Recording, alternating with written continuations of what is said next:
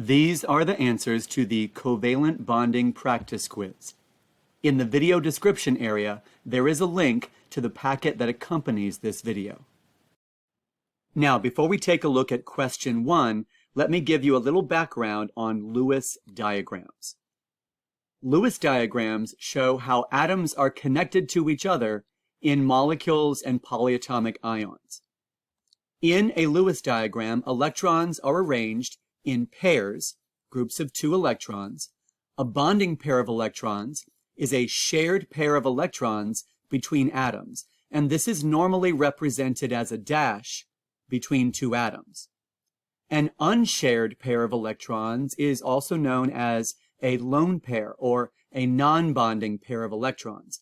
This is normally represented as a pair of dots close together. The octet rule states that an atom, usually a nonmetal in groups 14 through 17, tends to form covalent bonds in such a way that it is surrounded by a total of 8 valence electrons. Hydrogen does not obey the octet rule. A hydrogen atom only forms one single bond, giving it access to a total of 2 valence electrons. Now, as you can see on the bottom part of this slide, here are several examples of molecules that are represented with a Lewis diagram. And you can see that all of the atoms are connected with single bonds, which is one dash in between the atoms. We can also have, in certain situations, a connection between 2 atoms that is a double bond, represented as 2 dashes between the atoms, or a triple bond, represented with 3 dashes between the atoms.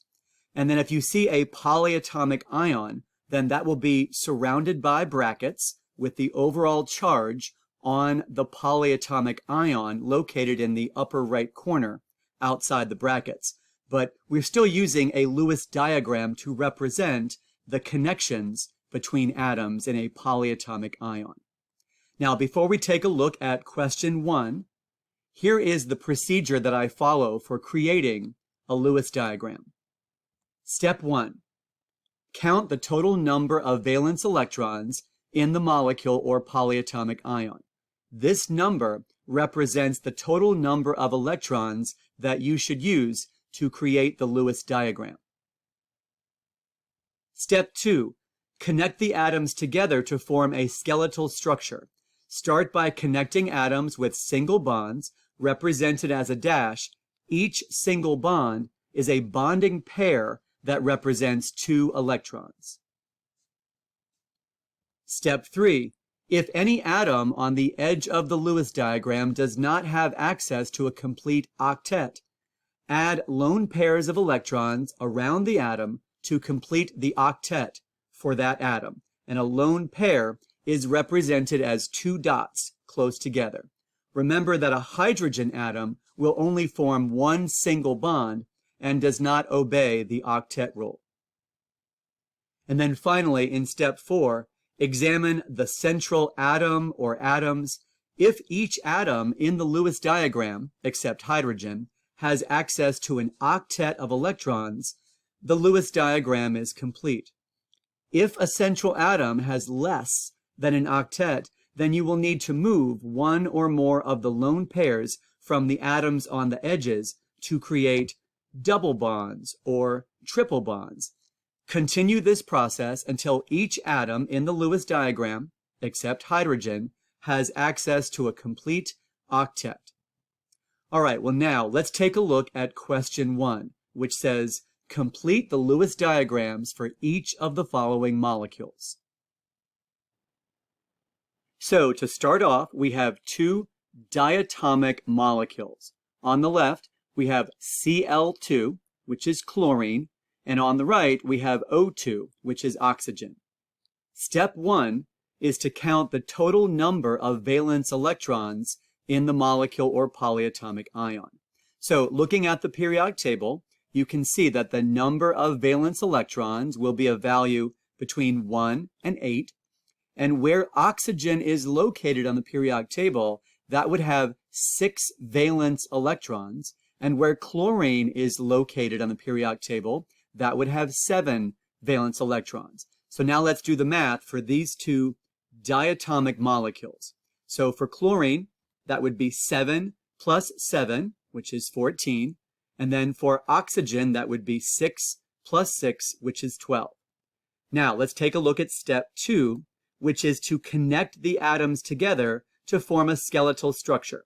So we'll start with a single bond between 2 chlorine atoms and a single bond between 2 oxygen atoms. Each single bond is a bonding pair of electrons, and that is 2 electrons that are shared between the atoms. All right, let's move on to step 3. If any atom in the Lewis diagram does not have access to a complete octet, add lone pairs or non-bonding pairs of electrons around the atom to complete the octet for that atom. So a lone pair is represented as 2 dots close together. And so, for example, I have a lone pair of electrons or a non-bonding pair of electrons, but I am not going to put that lone pair of electrons in that position. So don't place a lone pair of electrons in between the atoms because this is confusing. It looks like I'm trying to create another bonding pair of electrons or a shared pair of electrons, but I'm not trying to create a double bond. And then also put the dots together in groups of 2, so don't use single dots. A lone pair of electrons or a non-bonding pair of electrons should be written as a group of 2 dots that are close to each other like this. Now I'm going to move around the chlorine atom on the other sides. And so at this point, what I can highlight on the screen represents 2, 4, 6, 8 electrons total if I count the 3 lone pairs and that shared pair of electrons, which is the bonding pair, that dash. That is a complete octet for that chlorine atom on the left. Now I'm going to move on to the chlorine atom on the right using lone pairs. And so at this point, the chlorine atom on the right also has access to a complete octet, which is the dash, which is counting as 2 electrons, and then 3 lone pairs. Now, if you count the total number of electrons that I've used so far, it's 2, 4, 6, 8, 10, 12, 14, which means that I've used the correct number of valence electrons to create the Lewis diagram for Cl₂. So that Lewis diagram is now complete. Now I will work on trying to complete the Lewis diagram for the O₂ molecule. So I'm going to start by adding lone pairs of electrons on all 3 sides of that oxygen atom on the left. So at this point, 2, 4, 6, 8, this oxygen atom on the left has access to a complete octet. I will keep going, adding lone pairs of electrons to the oxygen atom on the right. But now, at this point, I have to stop adding electrons.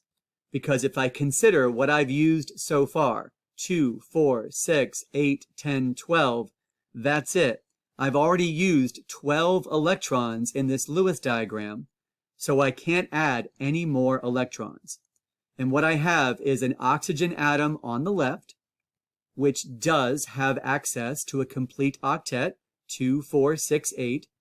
But the oxygen atom on the right, as it stands right now, has only access to 2, 4, 6. So this atom does not have access to a complete octet.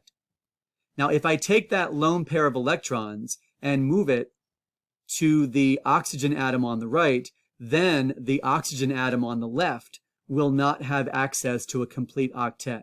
So no matter what I do with that pair of electrons, if I give it to either the oxygen atom on the left or on the right, I cannot use that pair of electrons as a non-bonding pair. And I also can't split up that pair of electrons and use single dots, because then neither of the oxygen atoms will have access to a complete octet. And so this now reaches a situation where we come to step 4, in the procedure for creating a Lewis diagram. Step 4 says to examine the central atom or atoms, and of course, if each atom in the Lewis diagram has access to an octet of electrons, the Lewis diagram is complete, as we saw for the chlorine or the Cl₂ molecule. But if an atom has less than an octet, then you will need to move one or more of the lone pairs from the atoms on the edges to create double bonds or triple bonds. Continue this process until each atom in the Lewis diagram, except hydrogen, has access to a complete octet. So that pair of electrons that I have highlighted with that red oval, and you can see what I'm about to do is I'm going to move this pair of electrons from its position as a lone pair or a non-bonding pair. I'm moving it to create another bonding pair of electrons or a shared pair of electrons, which means I'm going to change the connection between the oxygen atoms from a single bond to a double bond. Now, let's see if each of these atoms has access to a complete octet. Remember that each dash counts as 2 electrons. So what I see right now on the left, oxygen, 2, 4, 6, 8. So this oxygen atom on the left has access to a complete octet. And then for the oxygen atom on the right, same situation, 2, 4, 6, 8. So now that each atom has access to a complete octet, the Lewis diagram is complete.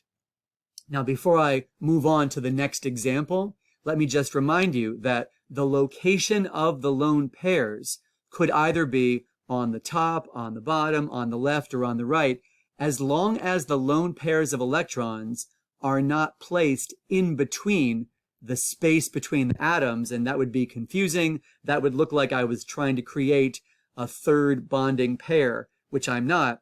Each oxygen atom should have 2 lone pairs, and in between there should be a double bond.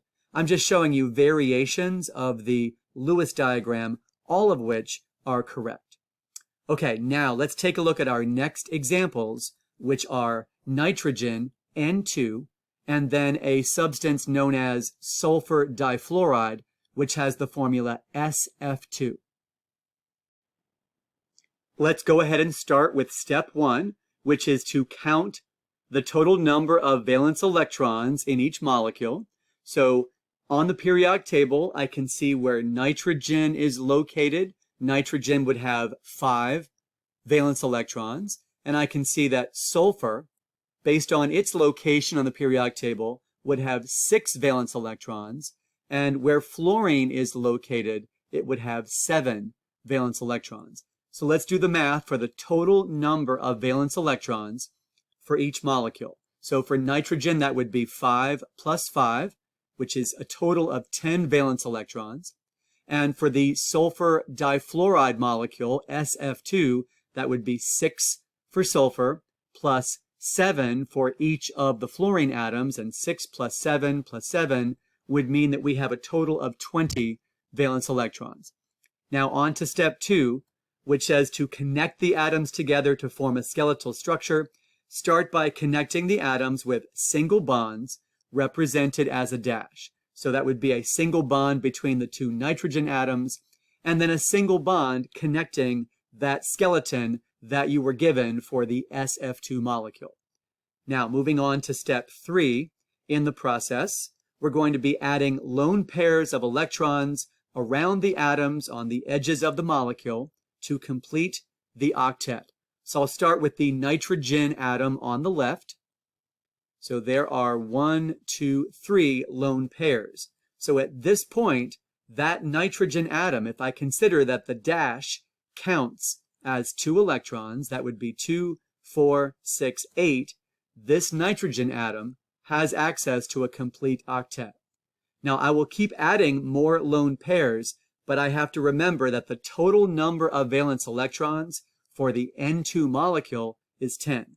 So at this point, I have already used a total of 10 electrons.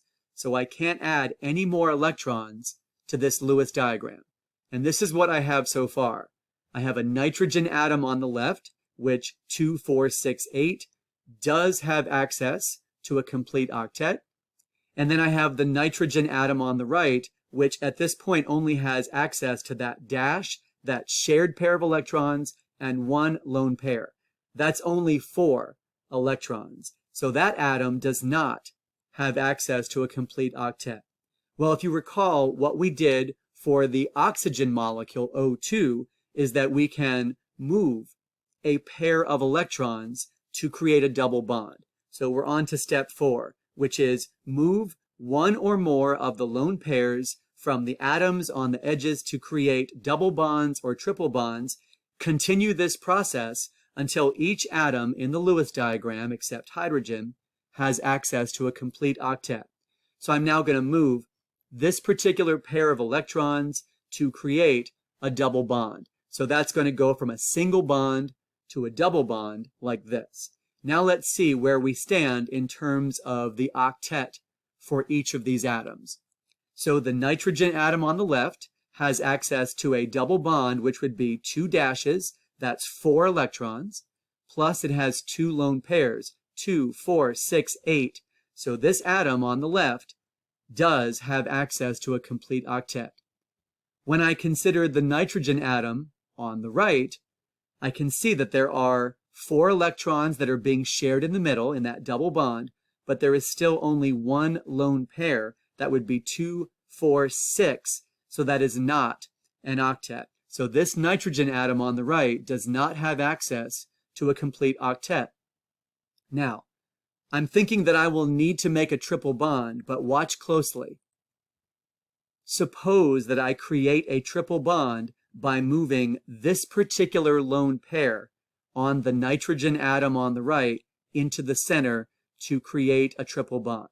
If you move this pair of electrons that I'm highlighting with that red oval to create another bonding pair of electrons, it will create a problem with the Lewis diagram.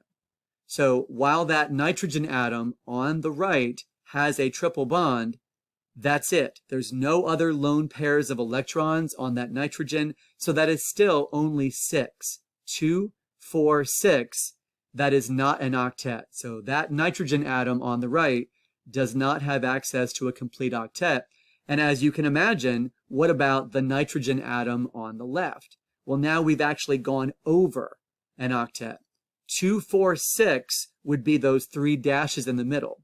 But then there's 2 lone pairs. So 2, 4, 6, 8, 10. So this atom on the right, on the left, actually has more than an octet.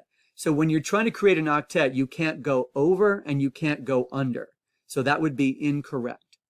Let's see if we can fix this problem by moving this particular lone pair that I'm highlighting on the nitrogen atom on the left. I'm going to move that lone pair into the center to create a triple bond. So when I move that particular pair of electrons to create another bonding pair or a shared pair of electrons, now the molecule in the Lewis diagram looks like this. So we have our triple bond, and each nitrogen also has a single lone pair of electrons. So the nitrogen atom on the left has 3 dashes and 1 pair of electrons, 2, 4, 6, 8. So this atom has access to a complete octet, and the same situation is true on the other side of this diagram. 2, 4, 6, those 3 dashes represent 6 electrons plus the lone pair, so each atom has access to a complete octet. Now, like I had shown you in the oxygen or the O₂ molecule, you could have put the lone pairs either on the top or the bottom or the left or the right. So what you're looking at are 3 equivalent Lewis diagrams that would all be correct, in which there is a triple bond between the nitrogen atoms, and each nitrogen atom has 1 lone pair located on it. All right, well, that Lewis diagram is correct. Let's go ahead and try to finish the Lewis diagram for the SF2 molecule. So I will start with the fluorine atom on the left. I'm going to put lone pairs of electrons on 3 sides of that fluorine atom. I don't want to put any lone pairs in between the bonding location between the fluorine and the sulfur. So once I've done that, I can highlight what that fluorine atom has access to right now, which is a single bond, and that counts as 2 electrons, and then 3 lone pairs of electrons. So 2, 4, 6, 8. This fluorine atom on the left has access to a complete octet. I'm going to do the same thing on the other side of the Lewis diagram with the other fluorine atom. So 2, 4, 6. Again, looking at that fluorine atom, it has 3 lone pairs plus the pair of electrons that's being shared as a single bond. So that fluorine atom on the right also has access to a complete octet. Now, have I run out of electrons? Let's take a look. 2, 4, 6, 8, 10, 12, 14, 16. So this Lewis diagram only contains 16 valence electrons. And I'm trying to get to a total of 20. So that means I still have 4 more electrons that have to be placed somewhere in this Lewis diagram. I'm not going to create double bonds because each of the fluorine atoms already has access to exactly 8 electrons. So I don't want to make a double bond at this point because I don't want to go over an octet for those fluorine atoms. So the only logical location that I can use would be to place lone pairs on the central sulfur atom. And so at this point, now my Lewis diagram is complete. I have used exactly 20 valence electrons to create this Lewis diagram. The fluorine atom on the left has access to a single bond and 3 lone pairs, which is a complete octet, 2, 4, 6, 8. The central sulfur atom has access to 2 single bonds, 1 on either side, so that would be 4 electrons, and it also has 2 lone pairs, so 2, 4, 6, 8.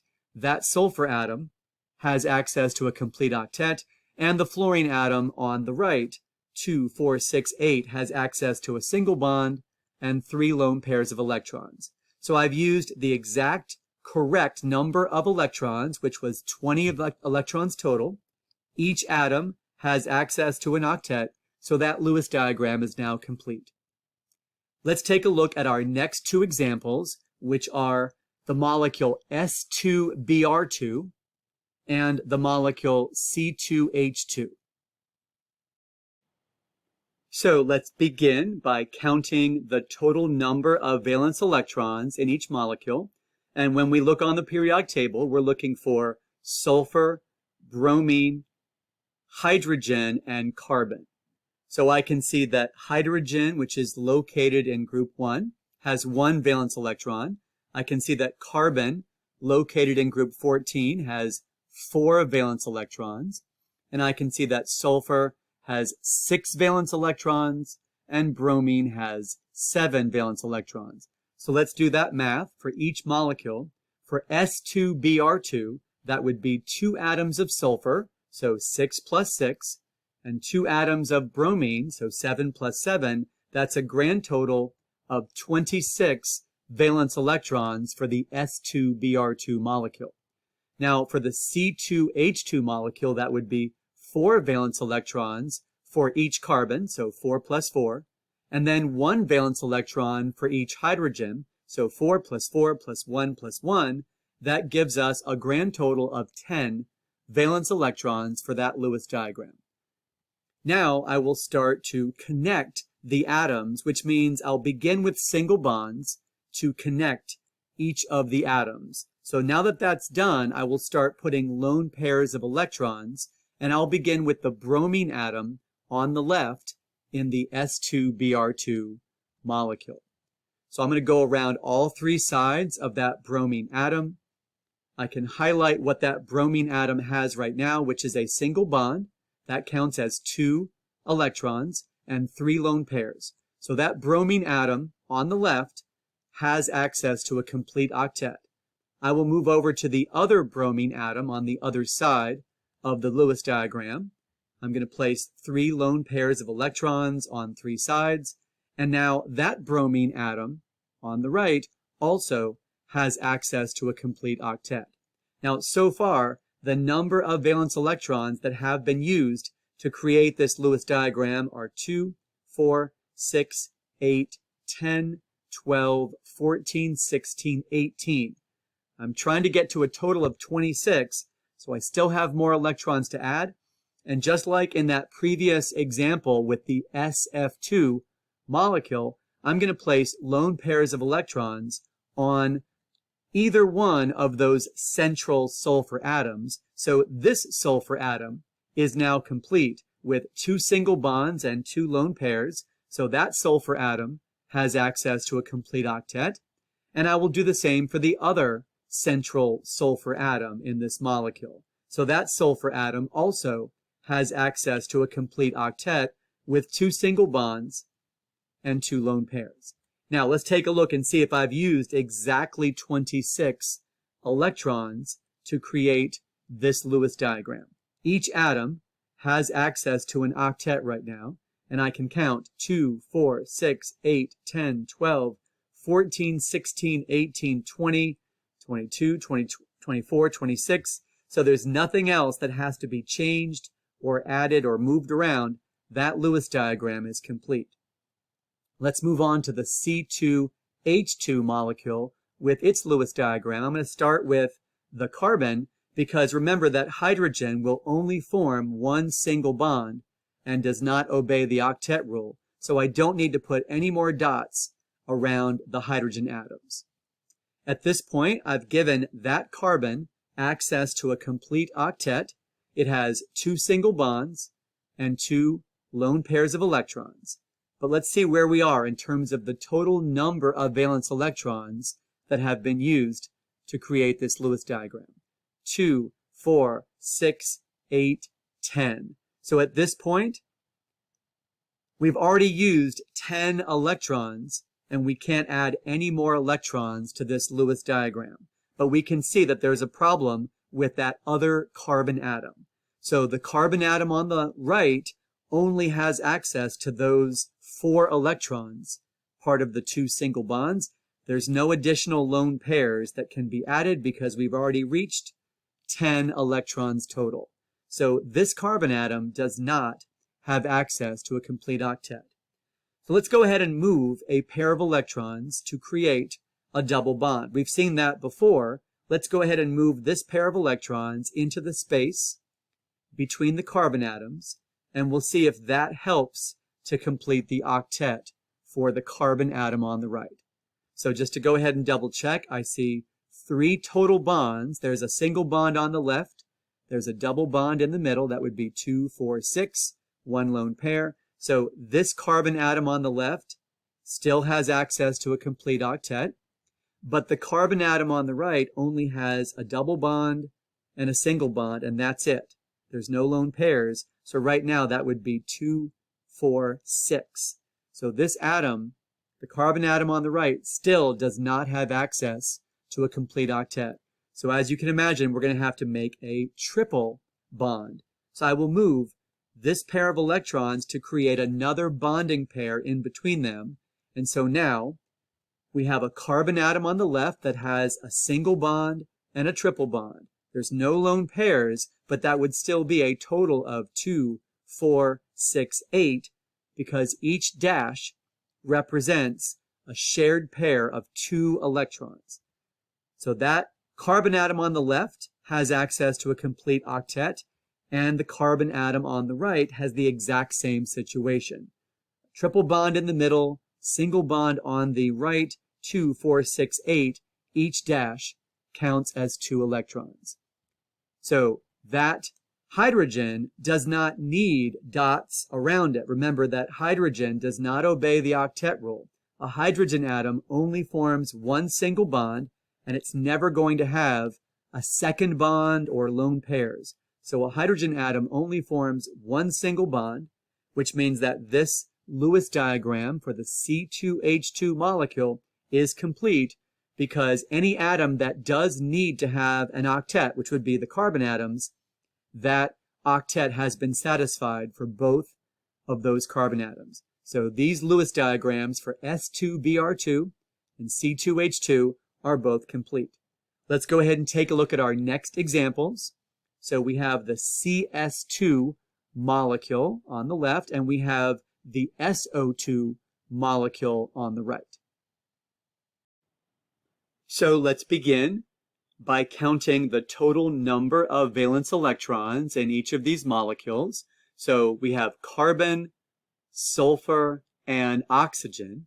And we can see on the periodic table that carbon has 4 valence electrons, and both oxygen and sulfur have 6 valence electrons each. So as we do the math for the CS₂ molecule, that would be 4 for carbon plus 6 for each of the sulfur atoms. So 4 plus 6 plus 6, that gives us a total of 16 valence electrons. And for the SO₂ molecule, that would be 6 for sulfur plus 6 for each of the oxygen atoms. So 6 plus 6 plus 6, that gives us a total of 18 valence electrons for the SO₂ molecule.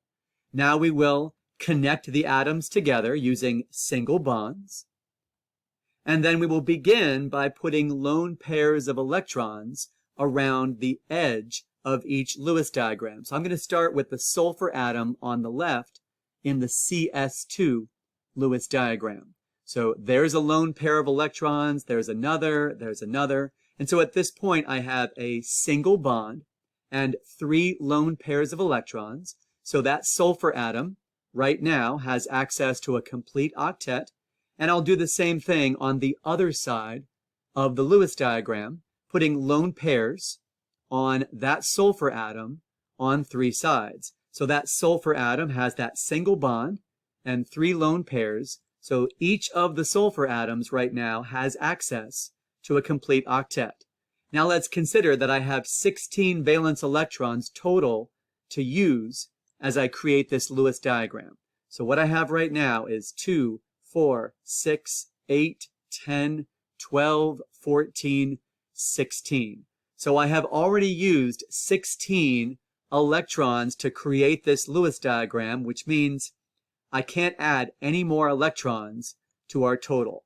And that carbon atom right now has only access to those 2 single bonds. So each dash counts as 2 electrons. So that carbon atom right now only has access to a total of 4 electrons. So the carbon atom does not have access to a complete octet.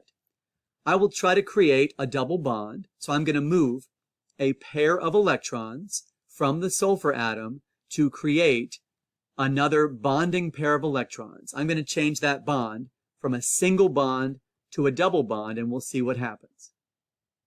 All right, so the sulfur atom now has a double bond, which would be a total of 4 electrons.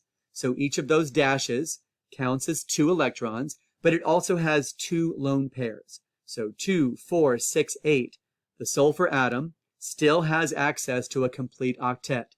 Now, the carbon atom has access to a double bond on one side, a single bond on the other side, but that's it. There's no lone pairs of electrons. And so if each dash counts as 2 electrons, right now that carbon atom only has access to 2, 4, 6. There's only 6 electrons around that carbon atom, so this carbon atom still does not have access to a complete octet. So I'm going to try to create a double bond on the other side of this Lewis diagram. I'm going to move that pair of electrons to create a double bond. I'm going to change that connection from a single bond to a double bond, and we'll see what happens. All right, I still have a complete octet for the sulfur atom on the left. Now the carbon atom has access to a double bond on both the left and the right. Remember that each dash counts as 2 electrons. So 2, 4, 6, 8. Now that carbon atom has access to a complete octet. And the sulfur atom on the right has access to a double bond, which would be 4 electrons, plus the 2 lone pairs on that sulfur atom. So 2, 4, 6, 8. Each of these 3 atoms now has access to a complete octet. The Lewis diagram has used exactly 16 total electrons to create that Lewis diagram. That is correct. But you might be wondering, what if instead of creating 2 double bonds, could you have completed this Lewis diagram in another way with possibly a single bond and a triple bond? And the answer is yes. I'm going to show you these alternative Lewis diagrams that are going to also be considered complete. So each of these Lewis diagrams has exactly a total of 16 valence electrons. So if I had made a triple bond with that sulfur atom on the left, as long as there's exactly one lone pair, that would be 2, 4, 6, 8 for that sulfur. And then if the carbon atom, instead of having two double bonds, had a triple bond and a single bond, that would still be a total of 4 dashes, which would be 8 electrons. And if there was a single bond to a sulfur, but it had exactly 3 lone pairs of electrons, 2, 4, 6, 8, that would work. So you could have a single bond on one side to a sulfur that had 3 lone pairs of electrons on it, and then you could have a triple bond on the other side to a sulfur that had 1 lone pair. So each of these Lewis diagrams would be the correct number of total valence electrons, and each atom would have access to exactly 8 for its octet. So that is correct, or variations of it. These are all correct for the CS₂ molecule. Now let's take a look at the SO₂ molecule. So I will begin by adding lone pairs of electrons onto the oxygen atom on the left side of this Lewis diagram. So I'm trying to complete the octet for this oxygen atom. So I will place a lone pair on the top, on the left, on the bottom. And so now at this point, that oxygen atom on the left has access to a single bond, which counts as 2 electrons, and 3 lone pairs. So 2, 4, 6, 8. This oxygen atom on the left has access to a complete octet. I'll do the same thing, but on the other side of this Lewis diagram. So focusing my attention on the oxygen atom on the right, I will put a lone pair on the top, on the right, on the bottom. And so now this oxygen atom on the right also has access to a complete octet with a single bond and 3 lone pairs of electrons. Now I will consider where I am in terms of the total number of valence electrons that are used to create the Lewis diagram. So right now I have used a total of 2, 4, 6, 8, 10, 12, 14, 16. So I have used 16 valence electrons, and I have only 2 more electrons left, and I will go ahead and create a lone pair on that central sulfur atom. I wasn't going to create a double bond at this point because each oxygen atom already has access to exactly 8 electrons. If I had created a double bond with my final pair of electrons, it would have given one of the oxygen atoms 10 instead of 8, and that's too many. So at this point, I have used exactly 18 electrons, so I can't add any more electrons, and where we are is that the sulfur atom right now has only access to 2, 4, 6. That's 2 single bonds, and each dash counts as 2 electrons, and 1 lone pair. So that sulfur atom has only 6 electrons around it, so it does not have access to a complete octet. Now I'm going to make a double bond, but I want to remind you that where you make that double bond and which pair of electrons you move is an important decision. So watch what happens if I had decided to take the lone pair of electrons on the central sulfur atom and move it to create a double bond. If I move this particular pair of electrons to create another bonding pair of electrons, it is going to create a problem with the Lewis diagram. So to highlight what that oxygen atom would have if I had done it that way, it would be 3 lone pairs plus a double bond. So if each dash counts as 2 electrons, that would be 2, 4, 6, 8, 10, and that would mean that the oxygen atom on the left actually has more than an octet. So I'll go back to what I had. I am going to have to make a double bond, but I am going to move this particular pair of electrons that was on the oxygen atom, not the sulfur atom. And when I do that, I will create a double bond. So I'm moving the pair of electrons from the oxygen atom to create a double bond. Now let's see what happens. So the oxygen atom on the left has 2 lone pairs of electrons and a double bond. So if each dash counts as 2 electrons, that would be 2, 4, 6, 8, including the 2 lone pairs. So the oxygen atom on the left has access to a complete octet. The sulfur atom now has a lone pair, a double bond on one side, a single bond on the other. So again, if each dash counts as 2, that would be 2, 4, 6, plus the lone pair makes 8. So now this sulfur atom has access to exactly 8 electrons, and the oxygen atom on the right with a single bond and 3 lone pairs of electrons, 2, 4, 6, 8. Each of the 3 atoms in this Lewis diagram has access to a complete octet. Of course, you might be wondering, did you have to make a double bond on the left? Could you have made a double bond on the right? And the answer is yes. So if I highlight this alternate structure in which I have a single bond on the left and a double bond on the right, as long as there is a lone pair of electrons on that central sulfur atom, then the single bonded oxygen will have 3 lone pairs, so 2, 4, 6, 8. The sulfur atom will have a single bond on one side, a double bond on the other, and a lone pair, so 2, 4, 6, 8.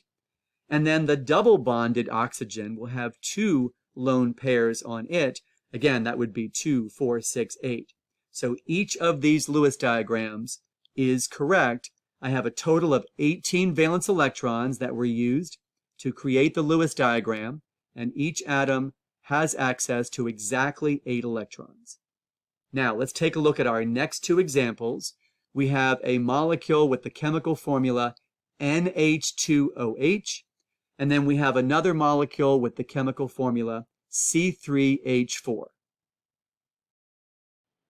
So let's begin by counting the total number of valence electrons in each of these molecules. We are looking for hydrogen, nitrogen, oxygen, and carbon on the periodic table. So hydrogen has 1 valence electron, carbon has 4 valence electrons, nitrogen has 5 valence electrons, and oxygen has 6 valence electrons.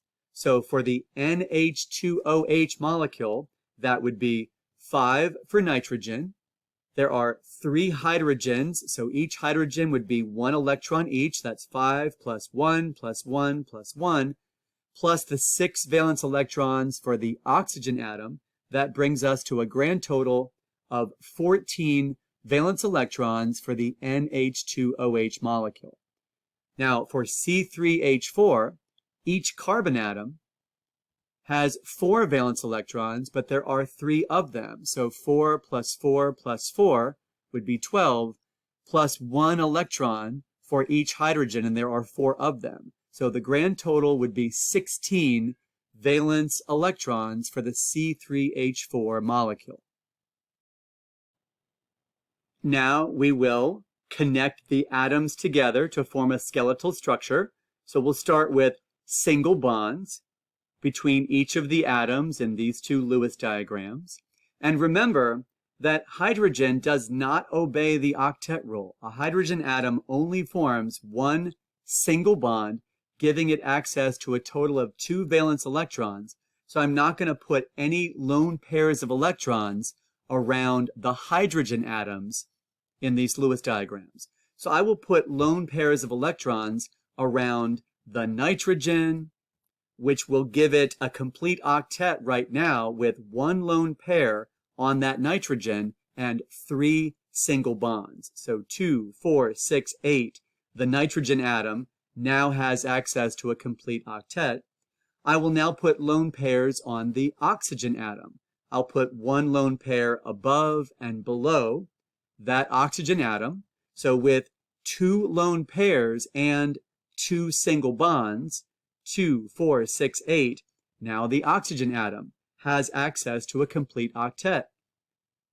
Let's do a double check to make sure that this Lewis diagram contains exactly 14 valence electrons. So if I count all of the dashes and dots, I get 2, 4, 6, 8, 10, 12, 14, which means that the Lewis diagram for the NH₂OH molecule is complete. The nitrogen has access to an octet, the oxygen has access to an octet, and each of the hydrogens only has one single bond.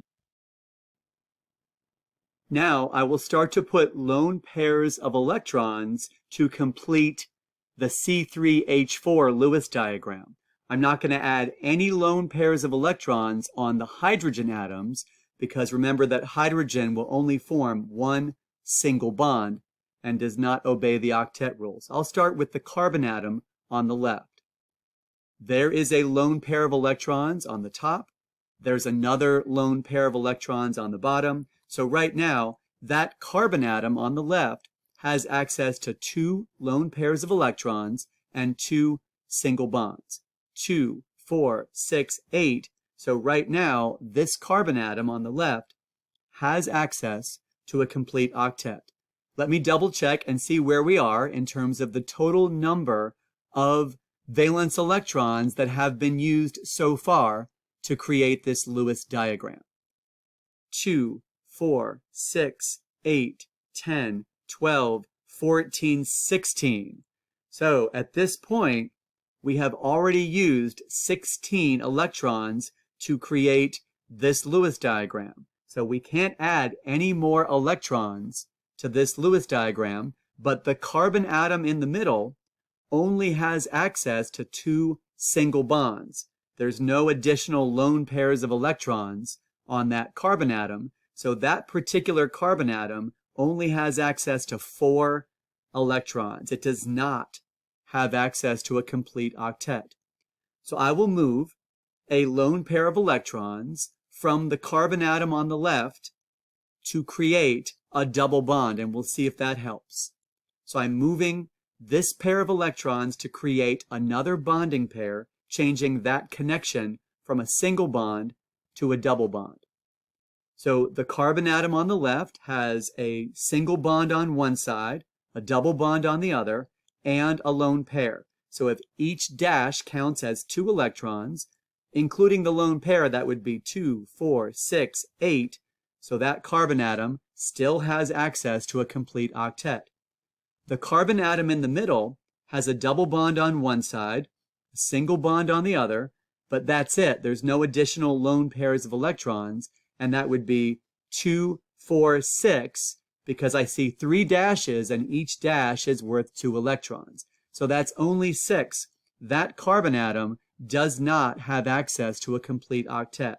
So what I'm going to do is move that lone pair from the carbon atom on the left to create a triple bond. I'm going to move that pair of electrons to create another bonding pair of electrons. So now it goes from a double bond to a triple bond.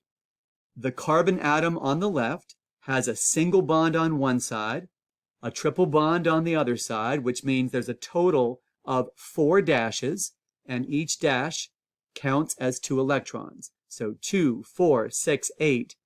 This carbon atom still has access to a complete octet, but now we have the same situation for the carbon atom in the middle of this Lewis diagram. We have a triple bond on one side, a single bond on the other, 2, 4, 6, 8.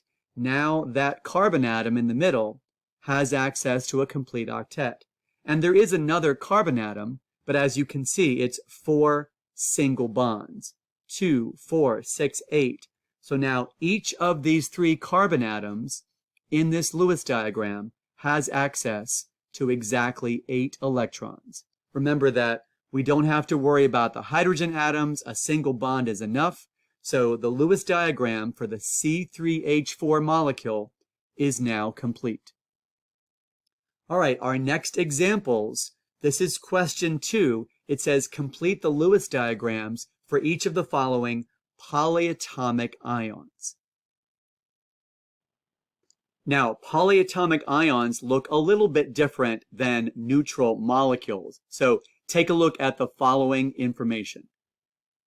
The Lewis diagram for a polyatomic ion is normally written inside brackets with the charge on the polyatomic ion located outside the brackets in the top right corner. You can follow the procedure that you have learned to complete the Lewis diagrams for molecules, but when it comes to that first step where you count the total number of valence electrons, consider the overall charge on the polyatomic ion. So if the polyatomic ion has a charge of +1, then you will subtract 1 electron from your total. On the other hand, if the polyatomic ion has a charge of -1, then you will add 1 electron to your total. Of course, if the polyatomic ion happens to have a charge of -2, then you would add 2 electrons to your total. And if the polyatomic ion happens to have a charge of -3, then you will add 3 electrons to your total. So let's go ahead and begin step 1. Let's count the total number of valence electrons in each of these polyatomic ions. So we have NO₂+, which means that would be a charge of +1, and we have HCO₃-, which means that particular ion has a charge of -1. So we are looking for the valence electrons for the elements nitrogen, oxygen, hydrogen, and carbon on the periodic table. So hydrogen has 1 valence electron, carbon has 4 valence electrons, nitrogen has 5 valence electrons, and oxygen has 6 valence electrons. So for the NO₂+ polyatomic ion, that would be 5 valence electrons for nitrogen, plus 6 valence electrons for each of the oxygen atoms. So 5 plus 6 plus 6 is 17. But then, once we take into account that this has a charge of +1, we will subtract 1 electron from the total for that +1 charge. So that brings our total to 16 valence electrons for the NO₂+ ion. Now, for the HCO₃- ion, it was going to be 1 for hydrogen, plus 4 for carbon, and then there are 3 oxygen atoms, so each oxygen has 6 valence electrons. So 1 plus 4 plus 6 plus 6 plus 6, well, that's 23 valence electrons. But now, considering that the overall charge on the ion is -1, we add 1 electron to the total for that -1 charge. So that brings our total to 24 valence electrons for the HCO₃- polyatomic ion. Let's move on to step 2, which is to connect the atoms together using single bonds. And now we can add lone pairs of electrons around the atoms, and I'll start with the edge of the Lewis diagram. So for the NO₂+ Lewis diagram, I will begin with the oxygen atom on the left.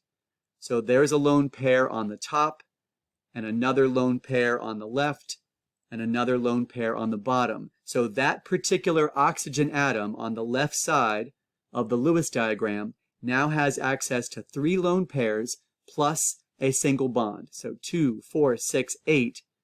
That oxygen atom now has access to a complete octet. I'll do the same thing on the other side of the Lewis diagram. So the oxygen atom on the right, a lone pair on the top, another lone pair on the right, and another lone pair on the bottom. So including that dash, which is the single bond, plus the 3 lone pairs of electrons, that oxygen atom on the right has access to 2, 4, 6, 8, so it also has access to a complete octet. Now let's consider how many electrons we have used so far. Remember that the total number of valence electrons for the NO₂+ ion should be 16.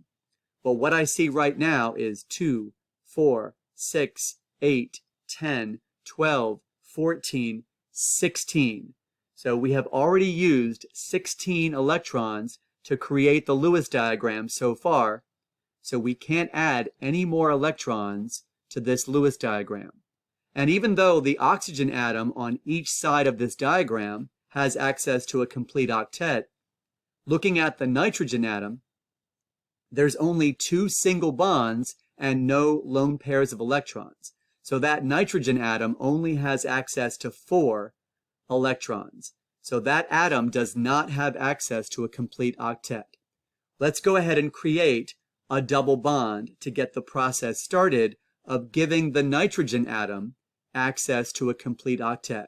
So I will now move a lone pair from the oxygen atom on the left to change that bond from a single bond to a double bond, and we'll see if that helps give more electrons to that nitrogen atom. So the oxygen atom on the left still has access to a complete octet, 2 lone pairs, and then the double bond is 2 dashes. Remember that each dash counts as 2 electrons, so 2, 4, 6, 8. This oxygen atom still has access to a complete octet. What about the nitrogen atom? Well, we have a double bond on one side, single bond on the other side. That's a total of 3 dashes, but no lone pairs. So there's only 2, 4, 6. So the nitrogen atom still does not have access to a complete octet. So I will choose to make a double bond on the other side of the Lewis diagram. I'm going to move that particular pair of electrons to the place in the middle in between the atoms, creating another bonding pair of electrons. I'm going to change that single bond into a double bond. And so now I have the oxygen on the left, which still has access to a complete octet. Now the nitrogen atom in the middle has access to a double bond on the left and a double bond on the right. So that's a total of 4 dashes, 2, 4, 6, 8. Now that nitrogen atom has access to a complete octet. And then the oxygen atom on the right is identical to the oxygen atom on the left with a double bond and 2 lone pairs of electrons, so 2, 4, 6, 8. So this Lewis diagram is complete with a total of 16 valence electrons that were used to create this Lewis diagram, and each atom has access to a complete octet. Here are some alternative structures that you could have created that would also be acceptable. So instead of creating 2 double bonds, you could have had a single bond on one side and a triple bond on the other side. So if you have a triple bond to that oxygen, there should only be 1 lone pair on that oxygen. That would be 2, 4, 6, 8 total electrons. Of course, the nitrogen would have a total of 4 dashes, a triple bond on one side, single bond on the other, so that would be a complete octet. And then if you have a single bond on the opposite side, then that oxygen should have 3 lone pairs. So the single bond plus the 3 lone pairs, that would be a complete octet. So here are, again, alternative structures that you could have created that would still be acceptable, in which the single bonded oxygen has 3 lone pairs on it, and the triple bonded oxygen would have 1 lone pair. So any one of these 3 Lewis diagrams would be correct, in which each atom has exactly 8 electrons around it. Now let's take a look at what we need to do to complete the Lewis diagram for the HCO3- polyatomic ion. Remember that the hydrogen atom will only form 1 single bond. It does not obey the octet rule, so I'm not going to put any lone pairs on the hydrogen atom. I will put a lone pair on the top and the bottom of this oxygen atom. So with 2 single bonds and 2 lone pairs of electrons, this oxygen atom now has access to a complete octet.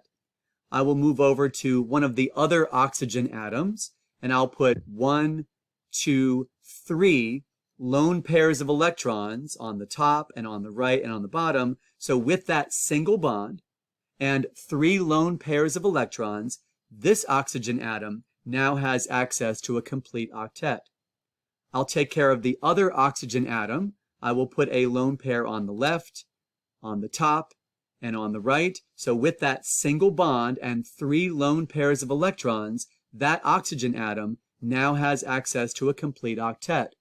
Let me double check my total. Remember that we're supposed to use exactly 24 valence electrons to create this Lewis diagram. So what I see right now is 2, 4, 6, 8, 10, 12, 14, 16, 18, 20, 22, 24. So I have already used 24 electrons to create this Lewis diagram, so I can't add any more electrons to this Lewis diagram. And the only atom that still does not have a complete octet that needs one is that central carbon atom. So with only 3 single bonds and no lone pairs, that's only 6 electrons. So right now, that carbon atom does not have access to a complete octet. So I will choose to create 1 double bond. I'm going to move this particular pair of electrons from the oxygen atom to the place in between the oxygen and the carbon. I'm going to change that single bond into a double bond. And after I move that pair of electrons to create a double bond, then we'll see how it looks. So I have an oxygen atom on the left, which still has access to a complete octet. I have a carbon atom that has a double bond and 2 single bonds. That's a total of 4 dashes, 2, 4, 6, 8. So now this central carbon atom has access to a complete octet. The other oxygen atoms have access to a complete octet. In this case, it would be 3 lone pairs and 1 single bond, or a double bond and 2 lone pairs. So every atom that needs an octet, except for hydrogen, has an octet. So each oxygen atom has an octet, and the carbon atom has an octet. So this would be an acceptable Lewis diagram for the HCO3- polyatomic ion. Now, where you decided to make that double bond, you actually had a choice. So what you're seeing now on the screen would be 3 acceptable versions of this Lewis diagram in which the double bond could be located in different positions. So notice that if I have 2 single bonds and 2 lone pairs, that would complete the octet for the oxygen. As long as the carbon has 2 single bonds and 1 double bond, that would complete the octet for carbon. The singly bonded oxygen has 3 lone pairs, so 2, 4, 6, 8. That double bonded oxygen has 2 lone pairs, so 2, 4, 6, 8. So what you're looking at are a variety of acceptable Lewis diagrams for the HCO3- polyatomic ion in which each oxygen has exactly an octet, 2, 4, 6, 8, and then the carbon atom also has access to exactly 8 electrons, 2, 4, 6, 8, 2, 4, 6, 8, 2, 4, 6, 8. So now that the NO2+ and the HCO3- diagrams are complete, let's take a look at our next examples of polyatomic ions. So this is SO3² and CO3². Let's begin as we normally do when we create a Lewis diagram by counting the total number of valence electrons, and we'll consider the fact that each of these ions has a -2 charge, which means we're going to add 2 additional electrons to our total. So the elements I'm looking for on the periodic table are sulfur, oxygen, and carbon. So carbon has 4 valence electrons, and oxygen and sulfur each have 6 valence electrons. So for the SO3² polyatomic ion, that's going to be 6 for sulfur, 6 for oxygen, and we have 3 oxygens. So 6 plus 6 plus 6 plus 6, that's 24 valence electrons. But then because of that -2 charge, we add 2 electrons to our total. So instead of 24, it's actually 26 valence electrons for the SO₃² ion.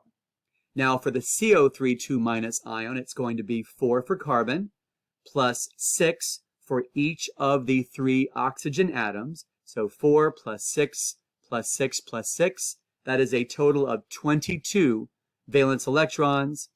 We will add 2 additional electrons to the total based on that -2 charge. So now that brings the total to 24. So we have 24 valence electrons for the CO₃² ion. Now let's move on to the connections between the atoms. So we'll connect the atoms using single bonds. And then our next step is to add lone pairs of electrons. I will start with the oxygen atoms, and I'll move around all 3 sides of each of the oxygen atoms. So I'm going to put a lone pair of electrons on that particular oxygen atom on the top, on the left, on the bottom. So now that oxygen has access to a complete octet, 2, 4, 6, 8.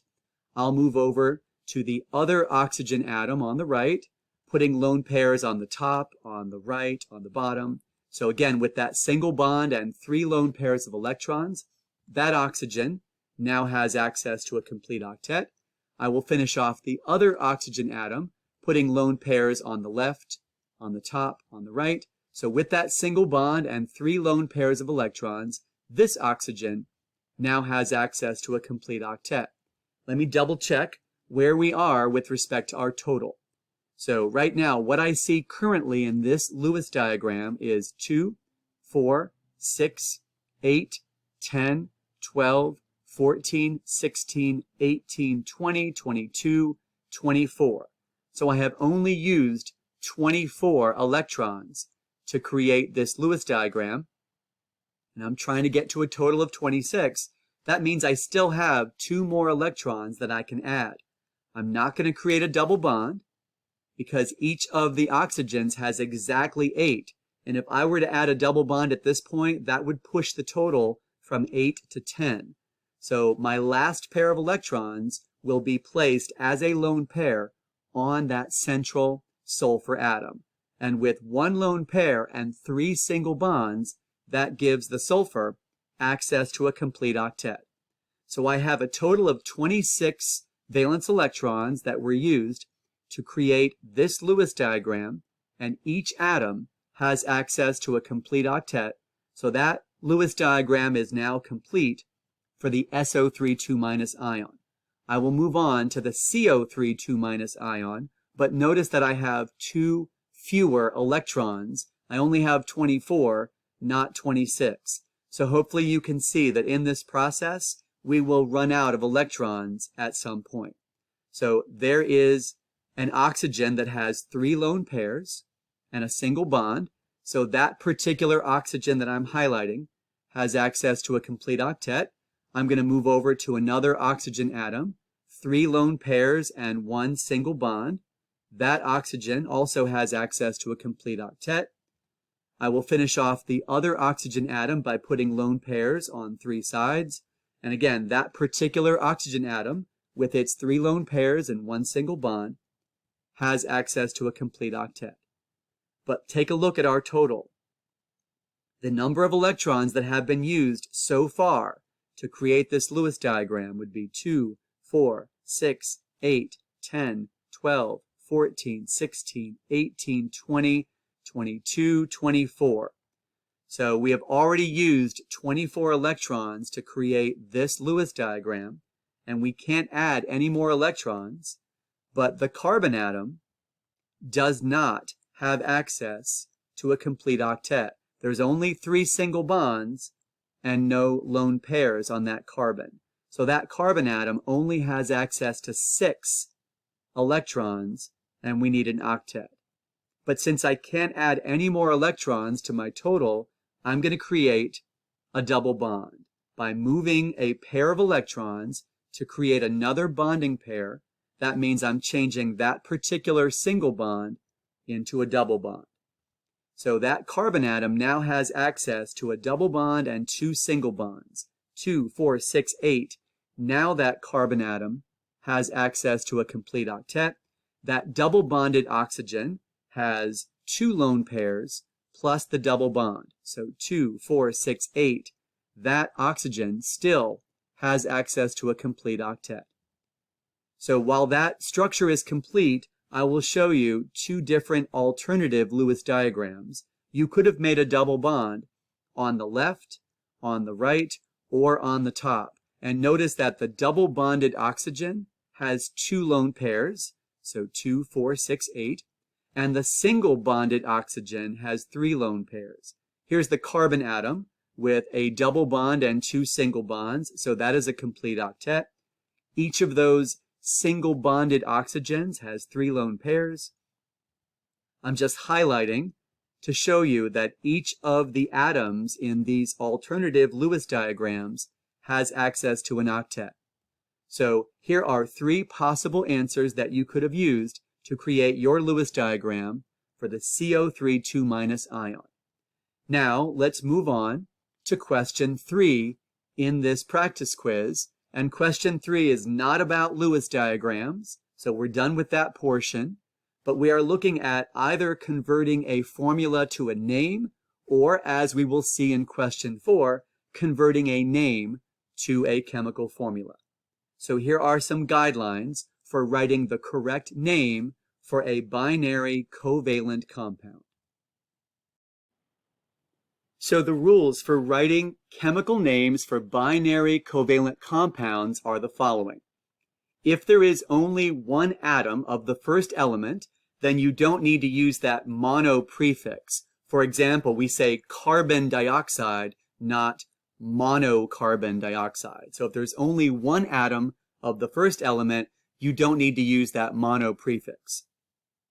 If there is more than one atom of the first element, then you do use a numerical prefix, such as di, or tri, or tetra. So if I had 2 nitrogen atoms in the first part of that formula, I would say dinitrogen. The first element will be named as its element name, so nitrogen, carbon, sulfur, phosphorus. And we always use numerical prefixes for the second element, even if there is only one atom. So we say carbon monoxide, not just carbon oxide. So we always use prefixes even if there's only one. And the second element will have that spelling change that you have seen before for monoatomic anions. So it's going to change the ending to a word where the last 3 letters are IDE. Here are the numerical prefixes for covalent compounds. So we have mono is 1, di is 2, tri is 3, tetra is 4, penta is 5, hexa is 6, hepta is 7, octa is 8, nona is 9, and deca is 10. So these are numerical prefixes that you will need to know when you're either going from the name to the formula or going from the formula to the name. So here we are going from the name to the formula. So the first element is phosphorus, and I see 4 of them. That's going to be tetraphosphorus. The second element will have a spelling change, so oxygen becomes oxide. And the prefix for 6 is hexa. So it's going to be hexaoxide. Sometimes we drop that vowel just to make it easier to pronounce. So tetraphosphorus hexaoxide is what I have. Now our next formula, I see 2 sulfur atoms. So that's going to be disulfur. And then I see 10 fluorine atoms. So the spelling change will be not fluorine, but fluoride. And the prefix for 10 is deca. So decafluoride, disulfur, decafluoride. The next element is antimony, and there's only one, and we don't have to add a mono prefix. So the first word is just the name of the element, antimony. The prefix for 5 is penta, so chlorine becomes chloride. So pentachloride, antimony pentachloride. Now we have silicon for our first element, and there are 3 of them. So trisilicon, and then nitrogen becomes nitride, and we have 4 of them. The prefix for 4 is tetra. So tetranitride, trisilicon, tetranitride. Our next element is boron. We have 2 of them, so diboron, and then oxygen becomes oxide. We have 3 of them, and the prefix for 3 is tri, so trioxide, diboron, trioxide. Our next element is iodine. We don't have to add that mono prefix if there's only one, so it's just iodine. The next element would be changed from fluorine to fluoride, and the prefix for 7 is hepta, so it's going to be heptafluoride. So iodine heptafluoride. So for number 3, we have tetraphosphorus hexaoxide, disulfur decafluoride, antimony pentachloride, trisilicon tetranitride, diboron trioxide, and then iodine heptafluoride. Now let's move on to question 4, in which we're going to go from the name to the chemical formula. So in number 4, our first chemical name is tetraphosphorus trisulfide. The symbol for phosphorus is capital P. The symbol for sulfur is capital S. And tetra is 4, and tri is 3. So it's going to be P4S3. Tetraphosphorus trisulfide, P4S3. Our next chemical name is selenium. That would be the symbol Se. And then fluoride, that comes from fluorine. The symbol is capital F. So it's going to be Se, and the prefix for fluoride is hexa, which is 6. So selenium hexafluoride, SeF6.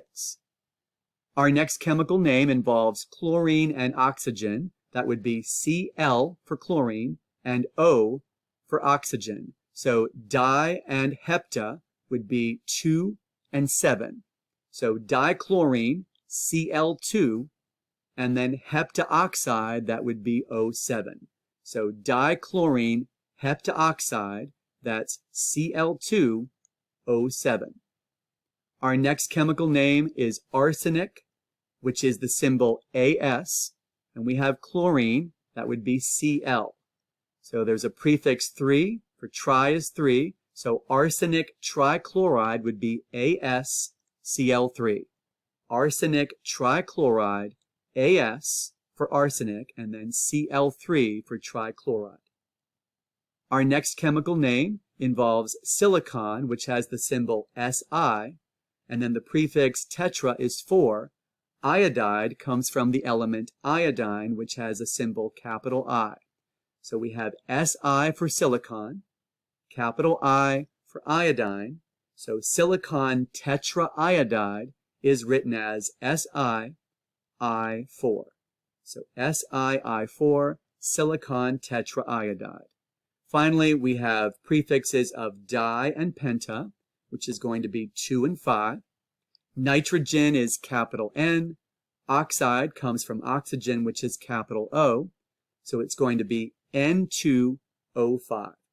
Dinitrogen pentaoxide is N2O5.